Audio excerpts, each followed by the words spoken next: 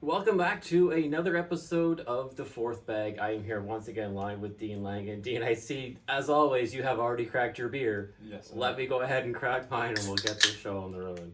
Cheers, right, buddy. Thank you cheers. for coming. Pleasure. So I have been thoroughly enjoying golf over the course of the summer. I have watched as much as I can in this garage. I throw a few bucks on a few players. I do some hole by hole, play a little bit of cornhole out front. And honestly, I've started hearing about this other league, and I have no idea. I literally feel like a fish out of water. I don't know what they're talking about. What is there's the PGA, the Professional Golfers Association. As far as I know, that's it. Are there other options now? What's going on?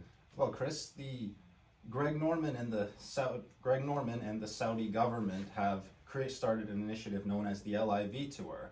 Okay. LIV being 54 in Roman numerals and the terms being 54 holes. These tournaments feature big payouts and big offers just to join them. So they're getting more money in their own. You said 54 holes. 54 holes, so they're getting paid more and playing 3 rounds and not 4.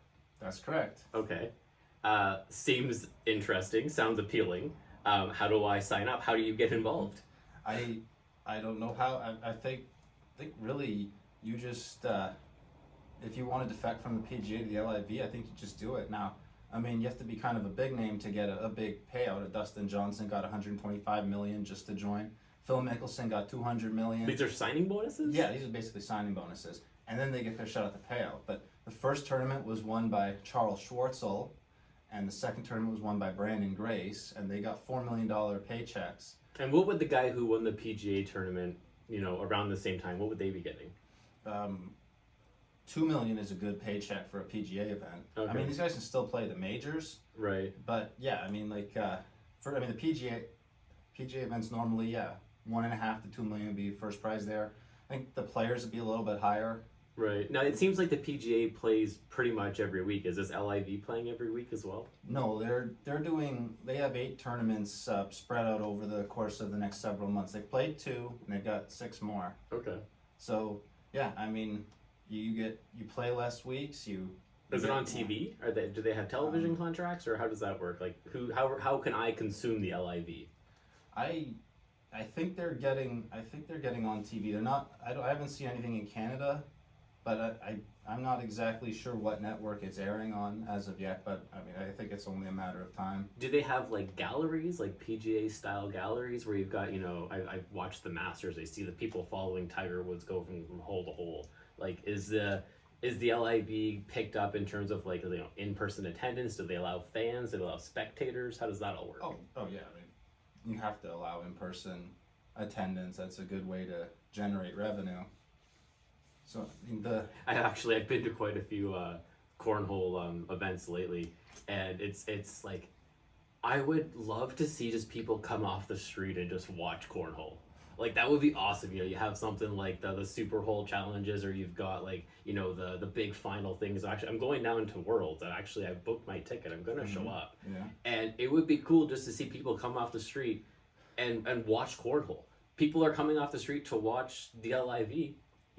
They create remember the XFL? Yeah. Do you remember Vince McMahon trying to roll a football out and changing the rules? Is the LIV, are they changing the rules of golf? Are they doing anything different? Well, I mean, it's just golf, and these are professional level golfers. I mean, Charles Schwartzel's won a major, Brooks Koepka's won 4, Dustin Johnson's won 2, Phil Mickelson has won 6. You've got Patrick Reed has won the Masters before, Bryson DeChambeau won the U.S. Open. So you've got a lot of quality names. Abraham Ancer and Carlos Ortiz, a couple of they're the 2 best Mexican golfers, right. And they're guys that are solid contenders. And Ortiz actually finished second in the last tournament. And so I mean, these are professional golfers. The XFL was guys that were not good enough to be in the NFL right at the time. And Greg Norman is a guy I'd trust to run golf a lot more than Vince McMahon to run football. True that. I mean, now, doesn't The Rock actually run the XFL now, or whatever the reincarnation of the XFL is going to be? Yeah, The Rock is running this newest incarnation, but I just mean Vince McMahon ran the first 2, and the ill-fated one from 2001 that you're talking about, he ran that. Right. I mean, that was just a joke. His marketing made it that. It didn't have to be. Yeah, he made it kind of just like a big gimmick. It was just like it was a joke. You weren't going to watch football. You were going to watch like sports entertainment kind of thing. Like Vince, just he couldn't draw the line between like his other business and this business. But it sounds like LIV and PGA are literally just two competing leagues. I mean, well, Are they competing leagues, or do they have their own niche? Like, can they both coexist? Like, could you play on both? They could have both coexist, but the PGA has made it so you cannot play both. They have said. The PGA Tour has said that any player who plays the LIV will be banned from the PGA Tour, right? So you're making this choice. Now, did the are the PGA players like, are they like employees, or are they like, do they sign like, if you were my favorite hockey players, they sign contracts with the Montreal Canadiens. They work for the Montreal Canadiens. Yeah. They are employees of the Montreal Canadiens. Now, is Phil Mickelson an employee of the PGA? Or was he? No, he was not. I mean, as a PGA Tour player, you don't get a salary. You're an independent contractor. Much like wrestlers. Wrestlers are treated as if they're employees, but they are actually independent. They're classified as independent contractors. So it's kind of like the PGA is trying to adopt the WWE model in doing this. And that's the core of the controversy, that a lot of people feel like the PGA Tour players should be allowed to play on other tours. They've played on the European Tour. There's a whole bunch of players who have PGA and European Tour dual cards. There's a lot of people who've played in Australia, played in Asian tours. What makes this LIV tour different? Why are they taking such a harsh stance here? And I mean, it's really. Do you think the PGA feels like threatened by the LIV? I mean, and then they're just trying to sort of flex whatever muscle they might think they might have to flex against these guys? To me, it almost feels like that's what it has to be. I mean, because LIV being backed by the Saudi government, they've got a lot of money at their disposal.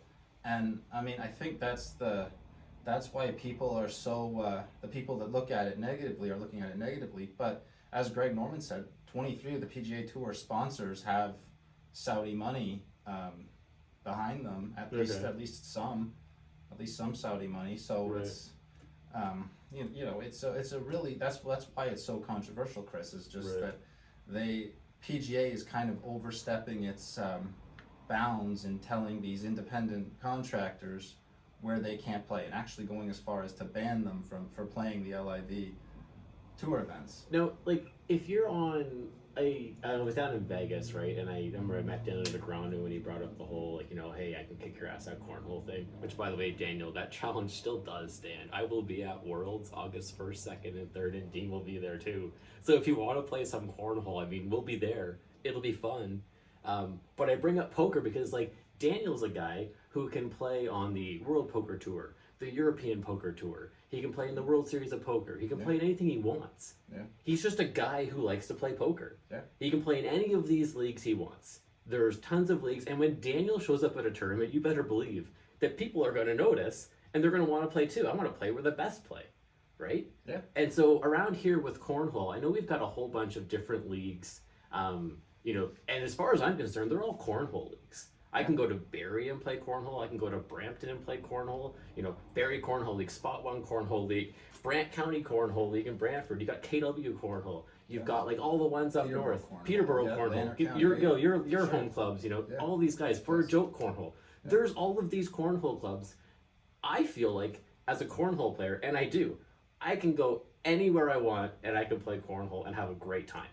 Yeah. And after talking to a lot of the Canadian pros like yourself, that doesn't seem to be the case. No, Chris. I mean, that's why we led with this. It's relevant to sort of what's going on in the cornhole scene right now. Whereas ACL Pros, there are certain places where we are not allowed to play.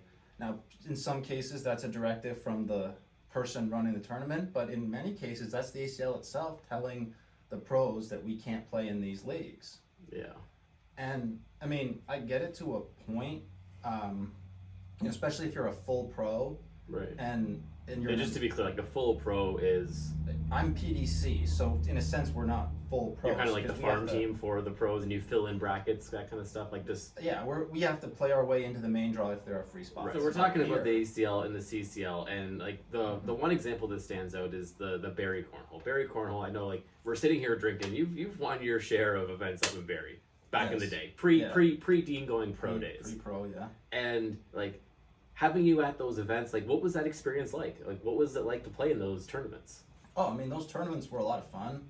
They were I met a lot of people, a lot of great people. I feel like I helped out a lot of people. I met Brandon Brown in Barrie, September the 12th, and he actually said to me, you know, give me 1 year and I'm going to beat you for $100. But you know what? He moved heaven and earth to try to make that happen. He did everything he could to, right. you know, and, you know, so that's the kind of, so having those high level players at those tournaments inspires me. I met Dave Dunlop and at that tournament as well. I didn't quite meet him, but I played against him. Right. And him and his brother-in-law Gary, they were the number 1 seed going into the playoffs. Right. And they thought, you know, number 1 versus number 9, we should be able to do this. And then they saw number 9 was me and Phil Tavares. And they were just like, oh my God. Right. You know, but look at how much Dave Dunlop has improved over the last year or so. He's right up there with all the top guys now. Right. Now we've watched people just like showing up to tournament after tournament, you know, and see different faces and different crowds, but at the core of it, everybody's here and we're all playing and we're all improving. Yeah. And part of the way that me as a up and coming, you know, player, I enjoy the challenge of playing against better talent. Mm-hmm. I love the fact that I can show up at a league night and you know, there are a lot of people out there that could just hand it to me, but I can also now sort of compete with them. Having people like yourself, like, you know, I play with Steve Pohl all the time. I play with all these guys, and I just feel like having you guys at these events is just, it's great. I got to be Steve's partner back at the Garden City Regional, and we got 3rd place. Yeah. You and Bertie Portalessi were right there at 2nd place, and Justin and Brandon. That game was like back and forth, and it was just like having all of you guys out to these events is a treat. Yeah. And so to have you at like every possible event would be amazing. And I just wish that I wish that it was possible. And it's unfortunate that currently that's not. Right. And I mean, Chris, the problem where we're different from the Americans is in America, there are so many places you could be where you can play within an hour 7 days a week. You go to a blind draw most days of the week. You can play in a regional most weekends. I mean, I had a conversation with Eric Sherney back in Chicago, and he was talking about how him and his people in San Diego have a setup where they have 3 regionals that are like, you know, he's got one that's right near him, one's 45 minutes away, one that's an hour and a half away. And they play pretty regularly. Right? And then there's one that's probably about 3 hours away. So they've got, down there, they've got a plethora of options where they can play. And that's pretty typical for the United States. But in Canada, we don't have that. No, so I mean, we have leagues on each night of the week, but that's spread across the province. It's spread across the province. You can't get to them every day. They exist, but like, you know, we're not going to drive gas prices, you know, pushing $2 to go drive, you know, hours to play cornhole. Like some guys do it, and bless them for doing it, but like, you got to be super committed to be traveling the circuit if you're going to do it here in Ontario. Well, yeah, and I mean, the problem with us not being allowed to play in Canadian Cornhole League events is that it takes away opportunities for us to play. Right. I mean, we don't have, like I said, we don't have that set up. And I was looking at registrations for the regionals for this month on the ACL page, and most American leagues, like ACL run leagues, they're all on Regional 8, Regional 9, Regional 10. Like 10 regionals in a calendar year? Yeah, in the season. In a season, so the season's starting October the 1st for this year. Right, so they've all run. They're number 8, number 9, number 10. Most of our areas here, most of our leagues here are on regional number 4. Right. Right. So, and if you look at, there was a regional in Barrie on June the 18th, but there was nothing else. So the fact that I couldn't play that meant I couldn't play anything. Right. So we're not big enough where we can afford this sort of fracture. We can afford this sort of divide. We still have to kind of grow together and be willing to work together. Right, and focus on the fact that we're all playing cornhole. Yeah. And at the end of the day, we're growing cornhole as a sport, and we're not growing a specific league as a brand.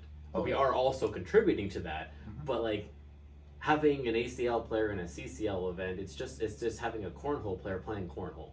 It shouldn't be about the ACL, CCL, and everything else. It shouldn't be that, especially in Canada, where we're infants, we're babies in cornhole. I mean, we're not babies, but we're in that sort of. Are we a pre-tween? Are we a tween? Probably, yeah. I'd probably go with that. That Okay. sounds about more right. More The accurate. ACL in Canada is a pre-teen. I like it. You know, we're still it's still very young. It's still Right. It's very much developing its identity still. Right. And I don't want the identity of it to be divided. Right. And now next year, I know there's going to be. I've registered to play in a qualifier, and there's also another qualifier coming up in September, like an in-person event, and they're going to take 16 pros. So they're going to pick 16 people to represent like internationally all together. Yeah. That's 16 international players versus I know there's 256 pros plus a PDC qualifying group. So that pool of players is a few 64. hundred deep. Like Yeah, there's 256 full pros, 64 American PDCs. right, so you got 300 and change professional quality, potentially, cornhole players Sure. representing. And like I've watched Facebook Live posts and I've watched, the feeds. And like today actually when I was watching the commentary you had sent me. And at the end of that video, they were like, you might not know these people, but they've got a strong social media presence. A lot of those players are out there growing the game on social media, and they're taking their image and their brand and they're building it, and they're doing what they can to build cornhole. Yeah. Yes, they can be wearing an ACL jersey, and yes, they can be pushing the ACL, but I feel like at the core of it, they're growing cornhole. Sure. And so here in Canada, or internationally, if you're going to have 16 international ambassadors and pros, play anywhere you want and have a great time doing it. Yeah. And you know what? If maybe you got to wear your ACL jersey while you're there or whatever, if you want to have sort of some like, well, please represent us as a courtesy. Sure, I don't know where you draw the line, but outright saying don't do it, don't play, I just feel like that's a black and white situation that doesn't need to be that black and white. I think there needs to be some room to just like grow and just play. Right. Give yourself an opportunity to get better. And I think the point that they're missing is that we're not in Canada where the Americans are, where there's already so many opportunities to play under the ACL banner or just independent leagues. And in Canada, we're still developing that. And I mean, I feel like us, like me being I was at the National in Barrie last August, and I got a chance to meet and work with and talk to a lot of people, and there were a lot of people who saw me throw in those all slides and play in some of the best cornhole I'd ever played. These guys here? No, they were my old school these your Ghost old Reds. ones, yeah. Right, my old Ghost Red all slides, and they saw it, and there was a whole bunch of people who purchased all cornhole bags, all slides and game changers after seeing that. Well, when I went to the Niagara Open, I actually got to throw with a pro. I threw with Jimmy McGuffin, and he had these pro snipers. I know you also use these pro snipers, not these specific ones. You use your own set. And it was a case of a pro throwing it down and back with a player, and just like taking an opportunity to connect with somebody, and it resulted in some really good things, because now I love these bags. I'm telling everybody else about these bags. So putting you, a pro, in a position to be able to have that influence in other environments, it's just good. It is. It's just like it's just a great thing to have. And again, it's what we need. It's something that I feel like we need to grow the game in Canada. And I feel like that's the thing with us not being allowed to play, I mean, as pros, is it's stunting the growth. Right. And it's stunting our growth too, because like I said, there was that tournament June 18th. There's there have been several other tournaments where there were CCL events that I couldn't play in that I wanted to play in, but as a result I had nowhere to play. It also gives you a different set of players that might be going to those events. They're in different cities. A lot of people here aren't traveling city to city, and so to be able to play some local Barrie talent or some local talent from other parts of the province or even country, like that's just great for you, because it's exposing you to other people. Other challenges, other players, and different players. It's fun going out to the same tournament and playing the same guys in league, and you go to tournaments and usually it's the same people. A lot of times partners are being mixed up, but it's the same group. And so to be able to travel and go really anywhere you want and play any league you want, it's good. I don't see the problem with it. And I mean, and exposing them to me. Right. I mean, giving people who are just sort of in that sort of pre-teen phase of their development as players, a chance to see, sort of a more like a more polished, more experienced player. Dean, it's the reason I play this game. I literally watched you play at the Edelweiss and saw your Facebook post way back in the day, and if it wasn't for you, I literally wouldn't play cornhole. Cheers to that, brother. Honestly, because like, look, you created a monster, man. I love this game, and it's gonna do big things. It's gonna do great things for me and for my career, and I'm excited to see what it brings. Mm-hmm. And like, yeah, it was because you had the opportunity to play somewhere, and you happened to meet somebody that you were able to inspire. Yeah. Now, I don't know, like, if we have one of those taker counts, like how many times we talked about wrestling this episode, but like the two of us, we definitely grew up on guys like, I don't know, who did you grow up on? Like Stone Cold Steve Austin, The Rock. What's like the oldest wrestlers you remember? Well, I mean, when I first started watching wrestling in '97. Austin was just developing. So Austin Bret Hart feud was the top feud of that time. Okay. The Undertaker was another top guy. And then, I mean, The Rock eventually developed. He was still in the Rocky Maivia Chia Pet phase. Right. When The Rock got big, that was sort of like, that was the pinnacle for me. That's where it got like, that's where I sort of like tapped out. It was like, once The Rock left, I was like, yeah, you know what? Like, I'm kind of done. But like, there was a guy, Brock Lesnar, that came in, and I was like, what a freak. Mm-hmm. And then that guy goes and he goes to the UFC, but rumor has it he's back. Yeah. And like, he's gonna do, like, he's fighting what, Roman Reigns at SummerSlam? Yeah, he's been going back and forth. He's been back for 10 years, kind of wrestling a few matches a year. What do you think he makes a match? Do you have any idea? What he would make a match? Like, what would Brock Lesnar make? I don't know, probably $2 million a match. Wow. I mean, for what the contract he has. Right. You know, so yeah, I mean, like, for us, we actually, I think that's probably, the wrestling is the first thing we kind of connected over in high school, like 98, right. 99, just a mutual fanship of pro wrestling. Yeah, not many people who walked down the halls the same day would admit to being a wrestling fan. Actually, I think in those days almost everyone did. Really?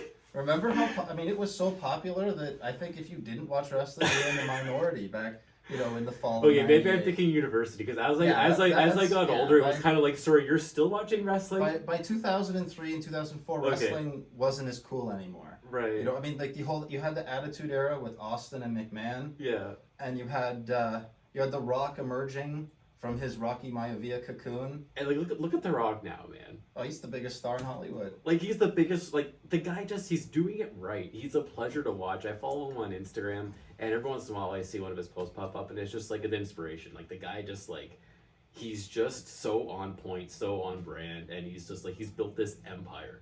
Yeah. And I can't wait to see what he does with the, like, football. Like, it's gonna be sick. Yeah, he's the ultimate alpha male, really. He's just, everything he does. And he's a dad, and he's such a good one, too. You see him playing with his kids on his, like, TikTok videos, and he's just, like, you know, singing his song, and he's doing his, like, thing, and it's just, like, the guy is just so pure and genuine. I love it. Yeah. Oh, yeah. No, exactly. He's a great ambassador for wrestling. He's just a great ambassador for life, dude. Like, yeah, absolutely. The Rock 100%. is, like, The Rock has got it figured out. The Rock, if you smell what The Rock is cooking. No doubt about it. More people should smell what he's cooking. I've been trying to figure out for a couple of weeks now, like, what am I going to talk about when I try to ask you about a gambling prediction?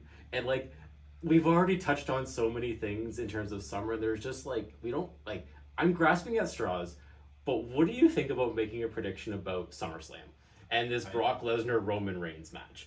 Do you actually bet on that? Like, you can. So there's betting lines on scripted entertainment. Yeah, I mean, there are. Not every sportsbook offers lines on pro wrestling, but there are a handful of them that do. Now, I mean, most of them have small limits, you know, $25, $50, $100. Sure. So that anybody who is privy to the actual results of the match, they can't make a killing. They can't make anything worthwhile to the point that they could torpedo their career for it. Right. So if we were to set, like, how would you set a line in wrestling? Like, would it be like, I know if I bet on UFC and you can do, like, number of rounds, you can do by knockout, by whatever. How would we actually frame this bet on Roman Reigns and Brock Lesnar? Well, I mean, we're filming this on July the 6th, so they haven't set the lines yet, so I'm not sure how they'll set it, but I imagine Roman Reigns will be favored. Like, when it's, and then the match that Pat McAfee against Happy Corbin, I imagine McAfee Who's Pat McAfee? Pat McAfee is a podcaster who was a punter for the punter for the Colts. And he made a... He's actually on WWE now? Yeah. He's an announcer. He worked WrestleMania. You're kidding. He made a splash at WrestleMania when he What did he came do? out with the Dallas Cowboy cheerleaders to Seven Nation Army. I was just like, man, this is awesome. And then he had a kick-ass match with Austin Theory, and I mean, I think. So who's he fighting now? He's fighting against Happy Corbin, and What's Happy Corbin? he is one of the jabronis on the roster. Okay. He's kind of. So is he there to take the fall? Like is I have to think so. After McAfee lost to Vince McMahon following his match against Austin Theory, I think they'll give McAfee the win here. I can't see. So 2 quick bets then. I'll say my gut says that Pat McAfee's fucking awesome and he's gonna win that match. Yeah. You probably agree. Yeah. I mean, how do you say no? Yeah. But the real one here is Brock Lesnar and Roman Reigns, and I feel like Roman Reigns is probably like the favorite. But like, wouldn't it be just cool if Brock Lesnar came in and just like, what is he, F5? What's his move? Yeah, it's the F5. Yeah. See, I know my stuff a little bit. I gotta go with my gut, and you know what? I'm gonna say that Brock Lesnar wins, and I'm gonna even say that he wins by submission. Well, he can't win by submission because it's a last man standing match. Okay. So it's a last man standing match. Thank you for clarifying. Now, I think that Brock Lesnar will win and he will be the last man standing. Does that mean he has to be like, what is that, a 10 count for the other guy? Yeah, the other guy. Or like, is it to be like in a coffin or it's a 10 casket? count. It's a 10 count. You have to be unable to get up, but by the time the referee counts to 10. Okay. And are they doing it in a cell, like a Hell in a Cell, or are they doing it in the parking lot? I'm guessing there's no DQ, so they can go wherever they want. Generally, last man standing matches, you can go anywhere and be counted down anywhere. And they're what, in Tennessee? Nashville, Tennessee. Have you been anywhere cool in Tennessee? I've been to Nashville. I've been to a Predators game. I actually watched an episode of Monday Night Raw there. So did anything cool? Like, is it the same place, or where are they doing SummerSlam? No, they did. That Monday Night Raw was in the Bridgestone Arena where the Predators play. Okay, yeah. SummerSlam's going to be in Nissan Stadium where the Titans play. Oh, okay. So they're going like big crowd. What is that, like 60,000 people, or what will they fit? They're going to try to get that. You know, I mean, SummerSlam is second biggest show of the year. So is that outdoors or is it's going to be outdoors? Right. I mean, I don't know what kind of. That just sounds like a party. Oh yeah, I think it is. Like WrestleMania is a gigantic party. That whole week is nothing but party. There's a whole slew of activities that are all connected to WrestleMania week down in the host city. So, I mean, quickly, before we get to your prediction, I'm actually going down to Worlds. I mean, I booked my ticket to go Monday and Wednesday. It looks like Worlds is it looks like a week-long party. It's like there's stuff going on throughout the week. I'm probably just going to play in a couple of blind draws, and maybe, I don't think I'll make singles, but I'll do 2 blind draws and doubles. What are you going to be doing at Worlds? Do you have like a schedule? Or when are you going, or what are you doing there? I'm going to try to arrive there on Sunday. Okay. I mean, I'm going to be doing my PDC qualifier, doing the pro blind draw. Is the PDC qualifier, that's on Tuesday, right? It's on Tuesday, yeah. What are your thoughts about, like, I could throw on the Pikachu onesie? I wanted to have it here the whole time because I've been sort of toying with the idea of, like, you know, not being like, you know, Jimmy the Mouse of the South, but just like doing live commentary of your PDC games and just throwing them on a Facebook page and letting, like, you know, all the people back home, you know, sweat Dean Lang's PDC qualifier. Would you be down with that? Sure, why not? I feel like that would be something that might help grow the game. Perfect. And I'll do commentary. If you're doing commentary with like Pam Clark, and bless her, she's freaking awesome. I love doing commentary with her. She's so fun. We're actually like, there's just the chances to like find these ways to grow the game, you know, to do, you know, live commentary, to broadcast, whatever. Like, it's just, honestly, it's just fun for me. And if you're down with Pikachu following you around on that Tuesday, then I'm totally down to follow you around. That'll be awesome. Your prediction. So Roman Reigns, Brock Lesnar. I'm going to go with Lesnar, as I said, because honestly, I don't even know who Roman Reigns is. I know what he looks like, but like Brock Lesnar is like Brock freaking Lesnar. Well, I feel like for this match, because Brock Lesnar wasn't supposed to be in this match. This was supposed to be Roman Reigns against Randy Orton. And Orton got injured. And then they could have gone with Cody Rhodes, but Cody Rhodes got injured. So Brock Lesnar's sort of like your plan C, because they've already run this match through. This is Roman Reigns versus Brock Lesnar 7. Are you politely telling me to go back and watch our last episode of The Fourth Bag on preparation and prepare more for these gambler versus the guts, because you know your wrestling shit, man? I mean, again, I bet on wrestling, so I kind of have to at least have the passing knowledge of what's going on. Right. But, you know, Reigns versus Lesnar 7. They've now main evented 3 WrestleManias. This is the second SummerSlam that they're going to main event. They've main evented 2 Saudi Arabian shows. Okay. And I feel like Roman Reigns has to win here. Do you know what their record is on those previous ones? Let's see. Okay, the first one went to. Actually, Seth Rollins cashed in his briefcase at the first one. Lesnar got the next 2, and then Reigns has taken the 3 cents.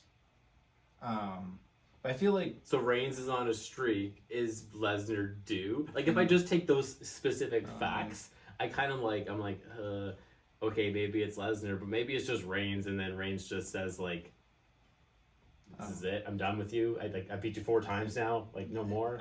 I don't know. I guess so. I feel like though, because Reigns has been champion for almost 2 entire years now. He got the belt back at the end of August in 2020. Okay. And he's been champion this whole time. And that Is he the champion right now? he is the champion. And for him to lose the belt to A guy like Lesnar, Braun. Okay, see, now given all this information, you know what? I am changing my prediction. You have given me an education in wrestling, and given all of those facts, my gut now says there's no way Lesnar can win. I am changing my prediction to Roman Reigns on the back of the knowledge that you have provided me. I think he has to. I think for me, the Clash at the Castle is coming up in September. Is Drew McIntyre has to be the one to end Roman Reigns' run there. I mean, you want to make a star. You can't just keep relying on Lesnar. I mean, this is that Clash of the Castle for Drew McIntyre to end Roman Reigns' 2-year reign as champion in his backyard in Scotland. That's a star-making thing. Right. And I'm not going to formalize that as a prediction, feel- but I'm going to watch this back in September, and if that happens, like, Dean, you know your shit. I definitely hope it happens. I mean, Right. it's the right thing to do. I don't know what they have planned, but I feel like that's the right thing for them to do. As far as this match goes, Yeah, it's got to be Roman Reigns, right? it's got to be Roman Reigns. The only Okay, give me. I gotta make this more challenging because we're both saying Roman Reigns. Give me set a line on the minutes for the match. Sort of give me a prediction that's right around where it should be, and then I'll hit an over under on number of minutes. Is it a 5-minute match? Is it a 20-minute match? I would say it's a lot closer to 20. I mean, last man standing matches, because you have that referee count 1, Right. 2, it stretches out the match. Like, it's gonna go. I think it's gonna go somewhere around 20. Okay, so I'll set the line at 19 and a half. Over or under 19 and a half minutes. I'm gonna Actually, go. what, 19 minutes and 59 seconds. I'm gonna go 20 over. minutes or over? I'm gonna go over. Alright. I think there is one possible other option they can do, and they can. I mean, I talked about Seth Rollins cashing in his Money in the Bank briefcase their first match. They could have both of them be out, and Austin Theory, who won the briefcase at the last show, There you he go. comes in and he pins one of them, and he wins the title. He cashes in his briefcase. Pins one of them, wins the title. That's an alternate possibility. But if it's You've actually made this entertaining for me that I actually want to watch SummerSlam. I haven't watched wrestling in ages. I had a neighbor that loves wrestling, and I saw him going down to meet some wrestlers earlier on a couple months ago, and I was like, I should give wrestling a second chance. So I tried to watch WrestleMania, and I didn't. And maybe SummerSlam is the one that I start watching, because you know what? Just like putting money on golf got me to watch golf. If I can find a way to throw $5 on a wrestler, then it's just gonna be fun. There's sportsbooks out there that let you do that. That's like, I don't watch Raw and SmackDown any week anymore. All right, let's I make a watch bet. The pay-per-views. If I agree to if I watch SummerSlam and I call you and tell you about it, you have to bring another candy bar to review on the next episode of The Fourth Bag.